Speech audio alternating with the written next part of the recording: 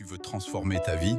Alors écoute-moi bien, parce que sans cohérence, sans discipline et sans un mental d'acier, tes rêves resteront des rêves. Combien de fois as-tu commencé quelque chose avec motivation et abandonné quelques semaines plus tard? Tu te promets de changer, tu poses 2 ou 3 actions, puis tu retombes dans tes vieilles habitudes. Et au fond de toi, tu sais que ce n'est pas un manque de capacité, c'est un manque de constance. La vérité, c'est que la motivation te lance, mais la discipline te porte. La cohérence te construit, mais le mental te protège. Et le jour où ces 3 piliers sont en place, plus rien ne peut t'arrêter. Imagine un athlète. Il ne devient pas champion parce qu'il a couru vite un seul jour. Il devient champion parce qu'il court encore et encore, même sous la pluie, même fatigué, même quand personne ne le regarde. C'est ça, la cohérence. Répéter les bonnes actions jusqu'à ce qu'elles deviennent une partie de toi. La discipline, c'est dire non à ce qui t'éloigne de ton objectif, même quand c'est tentant. Et un fort état d'esprit, c'est te relever chaque fois que la vie essaie de te mettre à genoux. Il y aura des jours où tu voudras tout arrêter. Mais rappelle-toi ceci.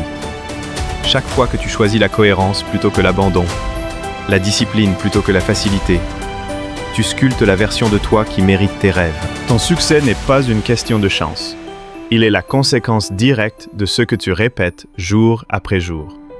Alors arrête de chercher la motivation parfaite.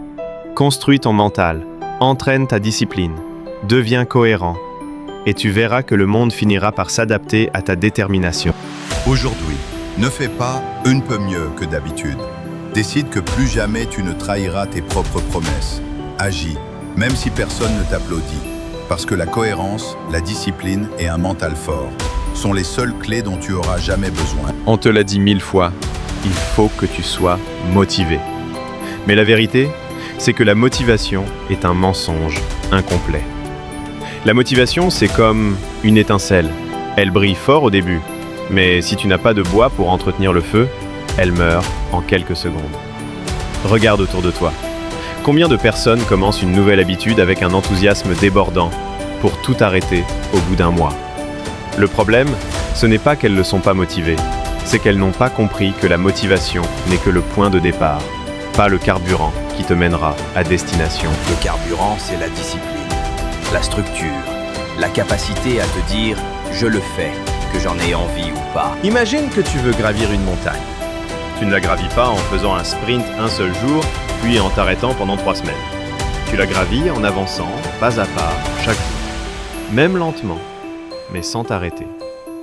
La cohérence, c'est faire les petites actions tous les jours, même quand elles semblent insignifiantes. C'est écrire une page par jour au lieu de se forcer à écrire un livre en une nuit. C'est économiser 10 € chaque semaine au lieu d'attendre un gros gain. Je me souviens d'un homme qui voulait courir un marathon, mais qui ne courait jamais plus de 500 mètres. Chaque matin, il mettait ses chaussures, sortait et courait 500 mètres. Les gens riaient. Mais un jour, il a couru 1 kilomètre, puis 2, puis 5. 2 ans plus tard, il a terminé son premier marathon. Pas parce qu'il a eu un éclair de motivation, mais parce qu'il a été cohérent.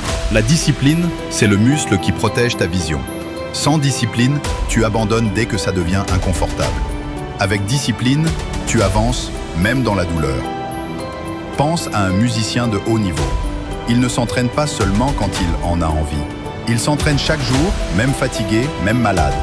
Parce qu'il sait qu'abandonner un seul jour, c'est ouvrir la porte à l'excuse. Chaque fois que tu choisis la discipline plutôt que la facilité, tu renforces ton armure mentale. Et crois-moi, dans la vie, tu en auras besoin. Parce que la route vers tes objectifs ne sera jamais droite. Elle sera pleine de virages, de tempêtes, de montagnes à franchir. Un fort état d'esprit, ce n'est pas ne jamais tomber. C'est se relever plus vite que les autres.